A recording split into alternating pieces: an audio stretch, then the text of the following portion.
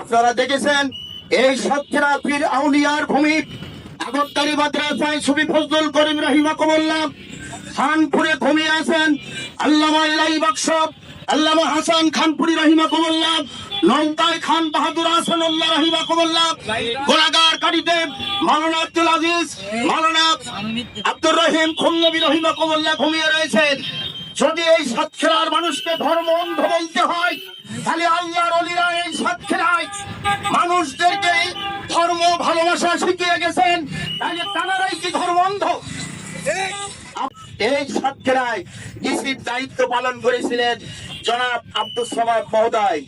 তিনি যখন বিদায় হয়ে চলে যাচ্ছিলেন সাতক্ষীরা থেকে, আমার ভালোই মনে আছে, যখন বিদায় নিচ্ছিলেন তখন ওই ৭৪ জেলায় কান্নার রোল পড়েছিল। সাতক্ষীরায় ডিসি ছিলেন, এই কয়েকদিন আগেই তো বিদায় হলেন মুস্তাক আহমদ সাহেব। তিনি যখন বিদায় হয়েছিলেন তখন মানুষের চোখে পানি টলটল করতেছিল।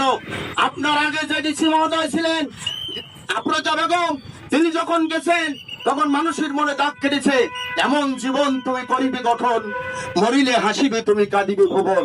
আর আমরা এখন এমন জীবন গঠন করছি, যেমন জীবন করিতেছি গঠন, মরিলে কাঁদিব আমি হাসিতেছি ভুবন।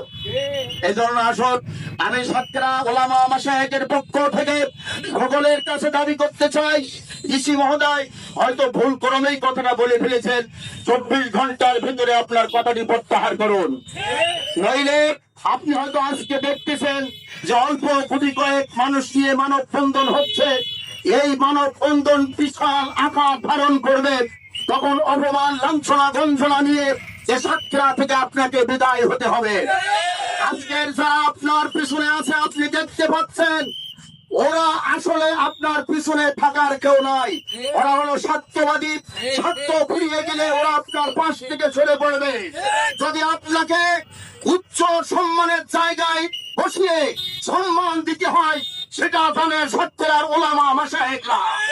সুতরাং আপনি যদি সম্মান নিতে চান, তাহলে আপনার এই বক্তব্যকে প্রত্যাহার করে ইসলামের প্রতি মহব্বত দেখিয়ে, ইসলামের প্রতি সুশাসন দেখিয়ে আপনার কথা প্রত্যাহার করে নেন।